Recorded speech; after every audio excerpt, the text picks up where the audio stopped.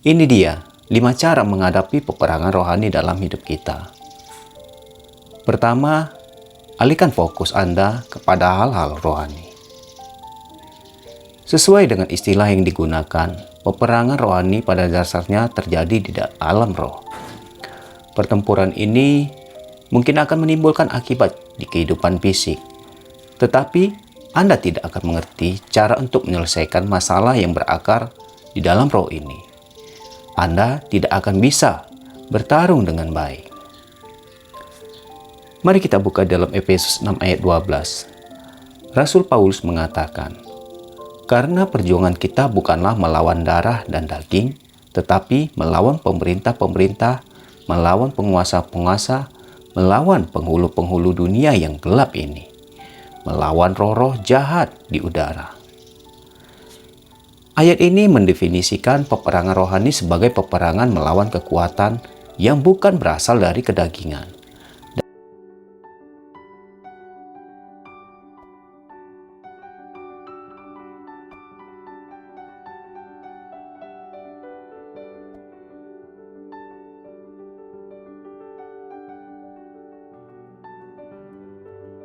Shalom saudara-saudara terkasih di dalam Tuhan Yesus Kristus. Berjumpa lagi bersama saya Roni hari ini. Saya ingin membahas 5 cara menghadapi peperangan rohani di dalam kehidupan kita. Sebelum saya membahas, saya ingin mengajak saudara-saudara untuk bersatu di dalam doa. Terima kasih Allah Bapakku, terima kasih Yesusku, Engkaulah menjadi kekuatan di dalam hidup kami Bapa. Bapa, berkatilah buat apa yang kami dengarkan hari ini Tuhan. Biarlah iman kami semakin bertumbuh di dalam Engkau. Engkau yang memberi kekuatan, Engkau yang memberikan hikmat di dalam hidup kami. Berkati buat sekarang pendengar Tuhan, biarlah mereka tetap selalu setia mendengarkan segala kebenaran firman. Terima kasih Bapa, terima kasih Yesus, kami serahkan semuanya ke dalam tangan-Mu saat ini. Haleluya, amin. Baiklah saudara-saudara terkasihku, peperangan rohani adalah pertempuran yang terus berlangsung antara baik dan jahat, antara Allah dan iblis. Oleh karena pertempuran ini terjadi di dalam roh, bukan di alam fisik. Hal ini mudah saja diabaikan. Namun, akibat pertempuran ini akan membawa konsekuensi yang abadi. Untuk menghadapi peperangan rohani, Anda harus memahami apa arti pertempuran ini. Senjata atau alat pertahanan apa saja yang tersedia untuk Anda. Dan bentuk-bentuk serangannya yang harus Anda hadapi. Ini dia 5 cara menghadapi peperangan rohani dalam hidup kita. Pertama, alihkan fokus Anda kepada hal-hal rohani. Sesuai dengan istilah yang digunakan, peperangan rohani pada dasarnya terjadi di alam roh. Pertempuran ini mungkin akan menimbulkan akibat di kehidupan fisik, tetapi Anda tidak akan mengerti cara untuk menyelesaikan masalah yang berakar di dalam roh ini. Anda tidak akan bisa bertarung dengan baik. Mari kita buka dalam Efesus 6 ayat 12. Rasul Paulus mengatakan, "Karena perjuangan kita bukanlah melawan darah dan daging, tetapi melawan pemerintah-pemerintah, melawan penguasa-penguasa, melawan penghulu-penghulu dunia yang gelap ini, melawan roh-roh jahat di udara." Ayat ini mendefinisikan peperangan rohani sebagai peperangan melawan kekuatan yang bukan berasal dari kedagingan. Dan ini berarti bukan kekuatan yang bersifat fisik atau berwujud. Oleh karena alam roh dan alam fisik saling berhubungan, hal-hal yang terjadi di alam fisik akan membawa akibat secara rohani dan sebaliknya. Ketaatan Anda kepada Allah dalam menjalani kehidupan duniawi, misalnya, akan memperkuat roh Anda. Melanggar perintah Allah dalam kehidupan Anda di dunia ini juga akan melemahkan roh Anda. Seperti yang tertulis dalam Yakobus 4 ayat 7. Karena itu, tunduklah kepada Allah dan lawanlah iblis, maka ia akan lari daripadamu. Jadi, pertama-tama Anda harus berserah kepada Allah agar Anda dapat melawan iblis. Banyak hal yang bisa mengalihkan fokus seseorang kepada Tuhan. Misalnya cinta uang, harta dan jabatan, asmara, keinginan daging, atau persoalan hidup. Sebagai orang percaya, seharusnya kita menjadi fokus. Kristus adalah fokus utama dalam hidup kita. Fokus kepada Tuhan bukan berarti kita harus meninggalkan bisnis atau pekerjaan dan keluarga, melainkan kita melakukan segala yang sesuatu untuk Tuhan. Mari kita buka dalam Kolose 3 ayat 23. Itulah fokus hidup yang sesungguhnya. Marilah kita fokus kepada Tuhan. Lalu yang kedua, cara menghadapi peperangan rohani, yaitu andalkan kekuatan Tuhan. Anda baru bisa berharap akan menang melawan musuh hanya dengan kekuatan dari Allah. Anda bisa mengandalkan kekuatan Allah jika Anda mau menerima keselamatan yang ditawarkan oleh Yesus Kristus. Ketahuilah juga bahwa setiap kemenangan adalah milik Allah. Pada saat Anda menolak iblis, lakukanlah dalam nama Yesus sambil mengandalkan kekuasaan Allah untuk mengalahkan yang jahat. Bahkan Michael, pemimpin para malaikat, mengatakan, Tuhan akan menghardik engkau pada waktu ia bertengkar dengan iblis dalam perselisihan tentang siapa yang akan mendapat mayat Musa. Bahkan malaikat juga harus mengandalkan nama Tuhan untuk menolak yang jahat. Jadi tidak heran jika umat Kristiani harus mengandalkan nama Tuhan dan kekuatan Yesus Kristus untuk melakukan hal tersebut. Anda juga harus mengerti bahwa tidak ada gunanya jika Anda hanya menyebut nama Yesus saja. Anda harus mengandalkan hubungan Anda dengan Yesus sebagai seorang Kristiani. Dalam Kisah Rasul 19 ayat 13-16 diceritakan kisah tentang 7 putra Skewa yang memakai nama Yesus untuk mengusir roh jahat tanpa memiliki hubungan yang mendalam dengan Yesus. Suatu hari roh jahat ini menyerang balik dan menyiksa mereka karena mereka mengandalkan diri pada keyakinan salah dalam melakukan pengusiran roh tersebut. Mereka hanya menggunakan nama Yesus tanpa benar-benar mengenal Yesus. Yeremia 17 ayat 7-8. Berkatilah orang yang mengandalkan Tuhan, yang menaruh harapannya pada Tuhan. Ia akan seperti pohon yang ditanam di tepi air, yang merambatkan akar-akarnya ke tepi batang air, dan yang tidak mengalami datangnya panas terik, yang daunnya tetap hijau, yang tidak khawatir dalam tahun kering, dan tidak berhenti menghasilkan buah. Raja Uzia yang dimentori oleh Zakaria melakukan apa yang benar di mata Tuhan, tepat seperti Amazia ayahnya, sehingga meskipun diangkat menjadi raja dalam usia yang sangat muda, yaitu 16 tahun, Uzia berhasil membuat kerajaan menjadi sangat kuat. Ia membangun banyak menara dan menggali banyak sumur. Ternak dan hasil kebun serta pertanian melimpah di zaman Uzia. Ia juga memperkuat pasukan tentara dan memperlengkapi mereka dengan baju zirah, perisai dan peralatan perang ciptaan para ahli. Bangsa Yehuda mengalami kejayaan pada zaman Uzia, termasyur dan sampai ke negeri yang sangat jauh. Semua ini berhasil dicapai oleh Uzia karena Tuhan menolong dengan ajaib. Selama Uzia hidup setia pada Tuhan, maka ada penyertaan Tuhan yang nyata. Kematian Zakaria yang selama ini mendampingi Uzia membuat Uzia mulai berubah. Setelah ia menjadi kuat, Uzia menjadi tinggi hati dan berubah setia. Dengan percaya diri yang berlebihan, ia mengambil bagian iman untuk membakar ukupan. Saat imam kepada Azaria memperingatkannya, keangkuhan Uzia membuatnya sangat marah. Tindakan ini membuat hukuman Tuhan turun atas Uzia. Sangat disayangkan, apa yang telah diawali dengan begitu baik berakhir tragis karena Uzia tidak lagi mengandalkan Tuhan. Dari kisah Uzia ini, kita dapat belajar bahwa ketika kita mengandalkan Tuhan, maka segala usaha kita akan dibuat Tuhan berhasil. Apapun yang sedang kita alami saat ini, mari ubah mindset kita. Janganlah kita mengandalkan kekuatan sendiri ataupun pertolongan orang lain, tetapi jadikanlah Tuhan sebagai sumber kekuatan kita.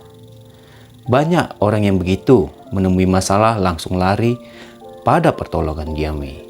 Saat dililit masalah keuangan, kita mengandalkan pinjaman.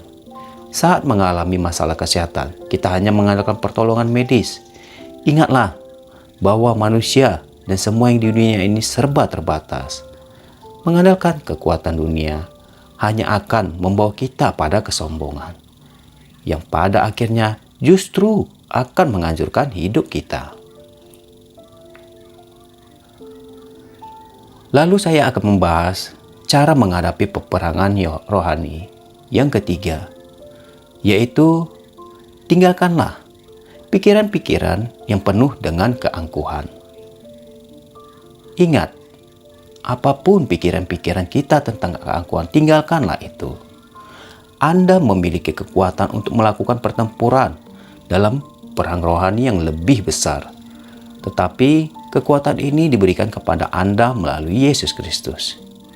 Jika Anda mulai menyombongkan diri, seakan-akan kekuatan ini adalah milik Anda sendiri, tinggalkanlah dulu keangkuhan ini sebelum Anda melangkah lebih jauh. Setan bisa menggunakan dosa keangkuhan untuk melawan Anda dalam peperangan rohani. Anda harus menjadi orang yang lebih rendah hati agar bisa benar-benar berserah kepada Allah. Tidak mungkin Anda bisa berserah kepada kekuatan dan kehendak yang lain jika ada aspek dalam diri Anda untuk meyakini bahwa kekuatan Anda sendiri mungkin sama besarnya. Jika kekuatan ini bisa dibandingkan satu sama yang lain, ini berarti tidak ada satupun yang absolut di antara Anda berdua. Mungkin simpan aku ini bisa sulit dihilangkan. Sifat angkuh adalah hal yang terjadi dari diri manusia. Karena pada dasarnya sikap angkuh itu lahir dari karakter kita tersendiri. Satu cara yang ingin saya sampaikan dan ingin saya share, bagaimana sih kita menghilangkan rasa keangkuhan kita. Misalnya saat kita sakit, Tuhan mengizinkan kita mengalami suatu penyakit, baik penyakit berat ataupun penyakit ringan. Disinilah kita menyadari bahwa apapun yang kita miliki, kekuatan apapun itu yang ada dalam diri kita, suatu saat kita akan mengalami suatu kelemahan di mana kita tidak bisa melakukan apa-apa. Dan dari sini kita belajar bahwa manusia itu terbatas dan Tuhan tidak terbatas. Jadi lepaskanlah rasa keangkuhan dalam diri kita untuk menerima penyertaan Tuhan dalam diri kita sendiri.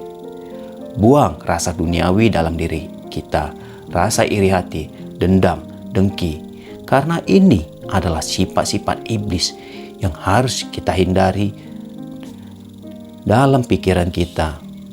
Dan mungkin cara ini bisa membuat kita semakin kuat di dalam Tuhan dan selalu ada hubungan melakukan doa dengan Tuhan setiap hari. Karena hal inilah yang menguatkan kita untuk selalu taat dan melakukan segala perintah Tuhan. Anda harus sepenuhnya mengandalkan kekuatan Allah untuk menghadapi peperangan rohani. Lupakan saja kesombongan karena kekuatan Anda sendiri. Seperti yang dikatakan dalam Alkitab, janganlah mengandalkan pengertianmu sendiri. Ingatlah pada Tuhan dalam segala sesuatu yang engkau lakukan, maka Ia akan menunjukkan kepadamu cara hidup yang baik. Anda bisa buka di dalam Amsal 3 ayat 5-6 tentang firman ini. Saya akan melanjutkan cara yang keempat untuk menghadapi peperangan rohani, yaitu tunjukkan ketaatan dan pengendalian diri. Dalam menghadapi peperangan rohani, Anda harus tetap taat kepada Allah dalam segala hal. Seringkali Anda harus melatih pengendalian diri yang kuat untuk mencapai ketaatan yang tinggi. Rasul Paulus memerintahkan kepada kaum beriman untuk menjadi kuat di dalam Tuhan. Anda harus memperhatikan bahwa kata yang digunakan adalah di dalam, bukan oleh. Tidak cukup jika Anda hanya mengandalkan kekuatan Allah untuk memberikan Anda kemenangan dalam pertempuran rohani. Alih-alih Anda harus menjalin persahabatan dengan Yesus, bertempur dengan penyertaan Allah dalam peperangan yang Anda harus hadapi. Ketaatan dan pengendalian diri ini sangat dibutuhkan untuk melakukan hal ini. Anda harus taat kepada Allah dengan menjalankan perintah-Nya dan menolak atau membebaskan diri Anda dari kekuatan apapun yang bisa memengaruhi Anda untuk melakukan hal-hal sebaliknya. Mungkin ini sangat sulit untuk dilakukan bagi setiap manusia yang percaya kepada Tuhan, karena hal dunia itu banyak menarik untuk melakukan hal-hal dosa. Tetapi lakukanlah, coba lepaskan itu dalam pikiran Anda. Ada satu cara yang saya bisa ambil, yaitu pikirkanlah, tanamkan dalam hati Anda bahwa apapun yang kita miliki di dunia ini, semuanya itu akan kita tinggalkan pada waktunya. Tanam ini dalam hati dan pikiran Anda. Saya yakin Anda bisa melakukannya untuk mengendalikan hal-hal duniawi kita. Pengendalian diri menuntut Anda untuk membebaskan diri dari hal-hal yang berlebihan. Anda harus menjaga keseimbangan secara rohani dengan menolak keinginan untuk memanjakan diri dalam hal-hal yang buruk atau yang berlebihan sehingga merusak kehidupan rohani Anda. Saya akan melanjutkan cara yang kelima untuk menghadapi peperangan rohani, yaitu tetaplah waspada. Mari kita buka di dalam 1 Petrus 5 ayat 8, dikatakan, "Sadarlah dan berjaga-jagalah. Lawanmu si iblis berjalan keliling sama seperti singa yang mengaum-ngaum dan mencari orang yang dapat ditelannya." Ketahuilah bahwa sebuah serangan bisa datang pada saat yang tidak Anda duga. Anda harus tetap waspada di medan pertempuran rohani, dan Anda harus selalu melindungi diri sendiri dari serangan yang mungkin terjadi. Hadapi pertempuran ini dengan kesungguhan hati. Musuh akan selalu siap menyerang, jadi Anda harus selalu siap mempertahankan diri. Pada saat Anda bangun tidur di pagi hari, sediakanlah waktu untuk mempersiapkan diri secara rohani dengan berdoa dan meditasi. Tetapi banyak manusia sekarang yang pada pagi hari biasa dengan kesibukannya mengambil HP, membuka dan melihat berita-berita sosial media. Hal inilah yang membuat pikiran kita selalu terganggu tentang hal-hal dunia. Cobalah hilangkan cara ini dengan melakukan doa. Mintalah agar Tuhan selalu membantu Anda setiap hari dengan berdoa. Katakan, "Tuhan, saya tidak bisa menjalani kehidupan ini sendirian. Tetapi bersama Engkau, saya pasti bisa."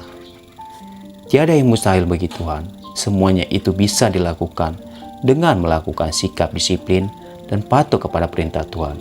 Lakukanlah, maka semuanya itu akan menjadi terbiasa dalam kehidupan Anda. Nah, itulah 5 cara menghadapi peperangan rohani. Yang pertama, alihkanlah fokus pada hal-hal rohani. Yang kedua, andalkanlah kekuatan Allah.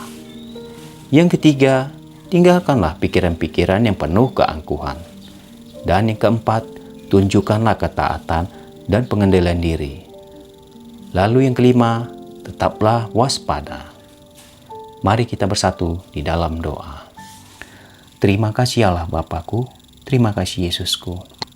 Biarlah kami belajar untuk menaklukkan hal-hal pikiran duniawi kami Bapa, dan bersatu di dalam Engkau, tetap fokus di dalam hidup dalam Engkau, karena dalam Engkau ada kehidupan kekal, bukan di dunia ini. Dunia ini hanya sementara. Biarlah Tuhan kami semakin kuat dan semakin diberikan hikmat di dalam Engkau. Terima kasih Allah Bapa, terima kasih Yesus. Kami serahkan apapun segala kehidupan kami ke dalam tangan-Mu saat ini. Dan biarlah hanya di dalam nama Tuhan Yesus hidup kami semakin diperbarui. Haleluya. Amin.